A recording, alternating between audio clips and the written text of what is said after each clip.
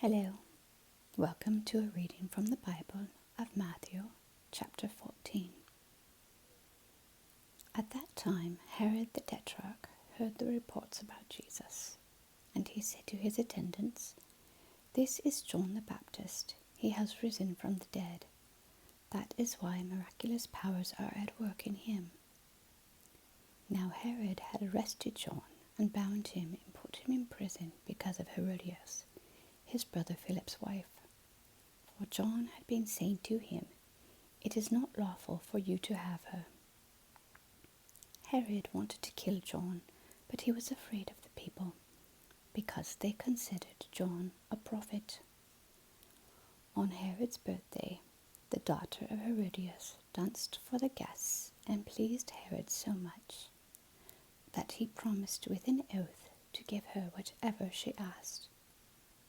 Prompted by her mother, she said, "Give me here on a platter the head of John the Baptist."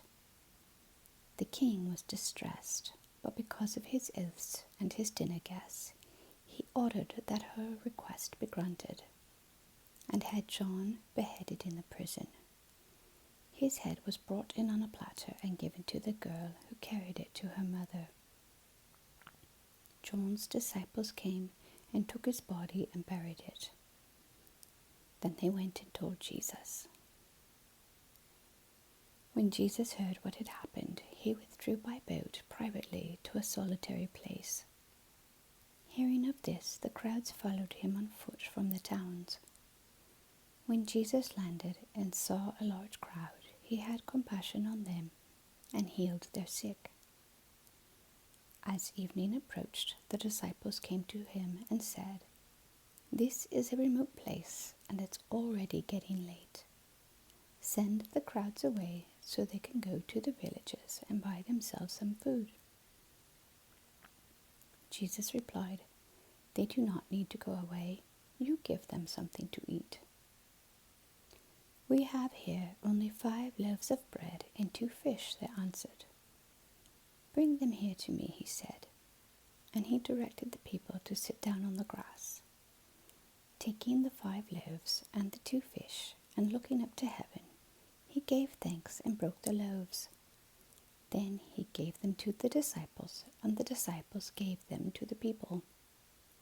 They all ate and were satisfied. And the disciples picked up 12 basketfuls of broken pieces that were left over. The number of those who ate was about 5,000 men, besides women and children. Immediately, Jesus made the disciples get into the boat and go on ahead of him to the other side, while he dismissed the crowd. After he had dismissed them, he went up on a mountainside by himself to pray. Later that night he was there alone, and the boat was already a considerable distance from land, buffeted by the waves because the wind was against it. Shortly before dawn, Jesus went out to them walking on the lake. When the disciples saw him walking on the lake, they were terrified. "It's a ghost," they said, and cried out in fear. But Jesus immediately said to them, "Take courage. It is I. Don't be afraid." "Lord, if it's you," Peter replied, "tell me to come to you on the water." "Come," he said.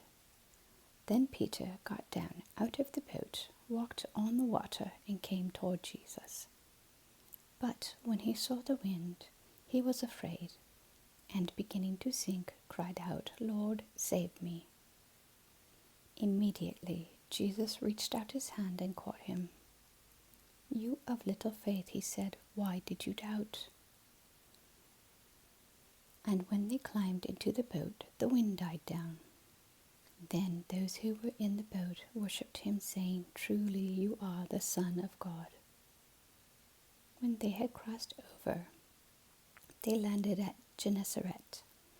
And when the men of that place recognized Jesus, they sent word to all the surrounding country. People brought all their sick to him, and begged him to let the sick just touch the edge of his cloak, and all who touched it were healed.